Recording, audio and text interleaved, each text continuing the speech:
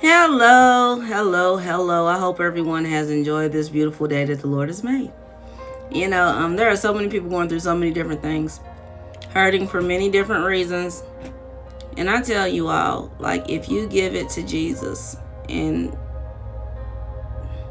trust Him, once you give it to Him, you know, daily I have to get up and choose to trust in the Lord. I do. It's a choice that I have to make daily.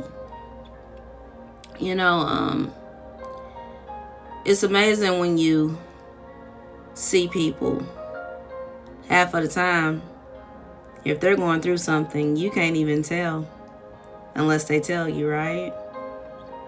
A lot of times it's because people have learned how to pretend and continue to function through pain. Other times, it's literally just the grace and the mercy of God that is over their life. And they literally don't look like the hell that they've been through or the hell that they're going through. And everyone is going through something, I'm telling you. Everyone's not advertising what they're going through, but everyone is in need of prayer right now. But the truth of the matter is, the Lord knows exactly what is going on, and He is calling us to go to Him in prayer. He is. It's not always about someone else praying for you. It's good to have people intercede on your behalf who you know really can reach heaven, truly have a relationship with the Lord. I mean, you know that they know God and that God knows them. But then you've got to go to the Lord, because can't no one pray for you, your children, your grandchildren, your spouse, your parents, your siblings? Jesus, can't no one pray for your family like you can? For the simple fact everybody's going through something. So even when people pray for you, yes, that's good.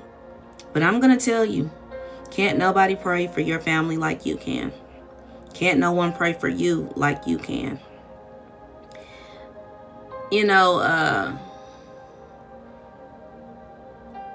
I truly thank God for every part of my life, every trial, every tribulation that I've gone through. Because it has taught me to trust Him no matter what. There was a time I thought I could depend on people. But when things really got turned upside down in my life, I had no one to depend on but Jesus.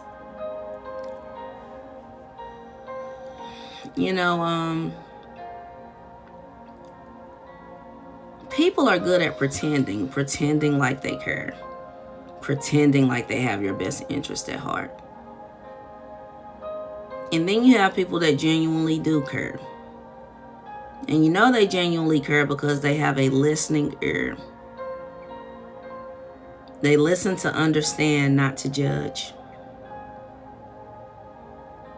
They listen because they care, not because it's giving them a topic of gossip to go back and talk about you badly to others and talk about your situation badly to others.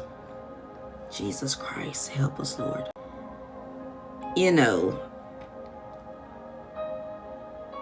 Although I don't celebrate holidays this month, Father's Day, right, is coming up.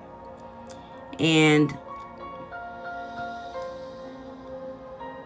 my son Sydney's dad has been on my heart to pray for him, because our son Sydney was his only child, and he's no longer here.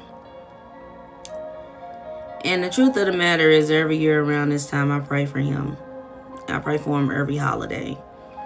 I genuinely just pray for this man because I have 2 other children, but our son Sydney was his only child. To all the fathers out there, the last thing you want to do is live a life of regret of what you could have done, what you should have done. I get it. Things may not work out with you and your child's mother. But regardless of if things work out between you and that woman, You should always be there for your children, no matter what. You know, every son needs his father, no matter what. This is something I know. This is something I believe. Every daughter needs her dad as well. And I am grateful that I know my dad. I am grateful that I have my father's last name, Akinola. You know, these are the things that I tell my children. It is an honor to have your father's last name. That means you're not an illegitimate child. It's good for the child to have the father's last name. You didn't make that baby by yourself. You know, I believe every child need to know who their dad is, whether the relationship worked out or not, regardless of how that child was conceived. If you know the dad, your child should know the dad. It's their right to know. I've witnessed so many bitter women that hold their children hostage from the dads because they're mad that man did not want them. They're mad that things did not work out with them and that man. They're mad for whatever reason, and they keep the children away from their dad, and that is not right. I've never been that type of woman to do that, and I am thanking God for that. But it's because my mom made sure that I knew who my dad was no matter what. When I was out of line and my mom knew she couldn't handle everything on her own, she sent me to stay with my dad because she knew I needed the male discipline.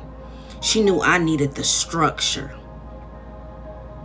She knew that I needed to be taught how to be a lady. And with him being from Nigeria, of course, they raised their daughters to be what? Wives. That's how they raised the daughter. But gratefully, my dad had me studying college books. My dad was teaching me how to cook and clean and telling me how to be a wife. I was just a fool giving wifely benefits to boyfriends because of childhood trauma and being essayed as a kid. So that was my issue personally that I admit, right? But the morals and the values that my dad taught me were very real. I thank God that he taught them to me.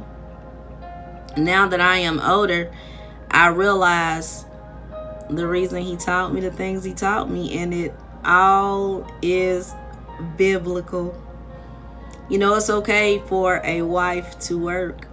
It is. Yeah. It's okay for a wife to own a business. Yeah. It's okay for a wife to do these things and still be able to take her home because of the grace of God that's over her life. So my dad taught me all these things. Yeah. Oh my God, like you all. Daughters need their dads. They do. Just like the sons need their dads, so does the daughters. And I am so grateful that my mom made sure I knew who my dad was, who my dad is. And I constantly thank him. Jesus, I thank him. I do. You know,